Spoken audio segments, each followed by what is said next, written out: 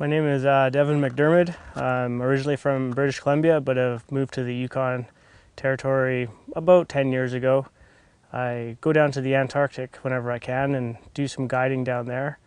Recently finished a 2-month expedition from the coast of the Antarctic to the South Pole, no resupplies, and skiing, so man-hauling sleds.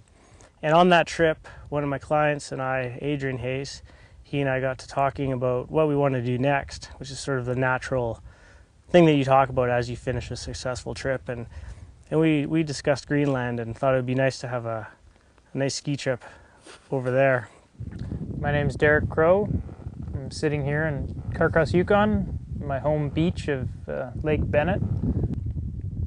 As a photographer, the idea of photographing the ice cap of Greenland and being in places and documenting an adventure where very few people have been is to me amazing in the present day, just for how beautiful and unique an environment it is, and also for the fact that it may raise awareness that my images might have the power to change people's opinion about the way they live and the way that we all live and the way that we use resources, because it seems very, very clear from scientists and others that the way we use resources is resulting in changes that are happening much faster than anyone thought and are resulting in places like the ice cap of Greenland quickly disappearing at rates up to 5 times faster than in previous years.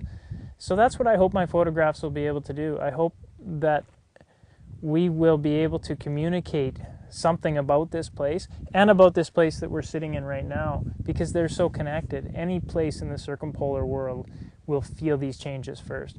We will be taking we're taking 65 days of food and fuel. We don't know how long this is going to take. It depends on the winds. We hope it'll be less. Let's put it that way. It's a great feeling when you get out there and the kite's in the air and you're ripping along the snow and ice, and it's just a beautiful way to travel. You just sit back, relax, the kite, the wind does the work, and you hang out. And I keep on having this image of looking over and seeing my buddies there kiting beside me, and just, without talking, we'll just know we'll be having a great time. If you actually stop to consider the hazards of this trip, or really any outdoor adventure, you probably would just stay home and watch Oprah, because it's way safer. Well, maybe it's not, I don't know. But if you stop to think about all the things that could happen, you'll never leave the couch. And really all you can do is make sure that you have the safety measures in place and all the things that you can bring with you to deal with problems. We're lucky, so lucky, to live in an age right now where we have sat phones that can call a rescue. Greenland is a country where there's more helicopters than any place in the world except for my home province of British Columbia, or New Zealand perhaps. So that, rescue is an option if really bad things happen. But I think the goal with anything like this is to make sure that those bad things don't happen, and the way you do that is to try to minimize the risks. And risky behavior is just like being safe on the job. And really, this is a holiday in some ways. This is a great adventure, but really we're kind of on the job. And just so the way you watch yourself at work, we're gonna really have to watch ourselves at work, because we just cannot afford to get hurt.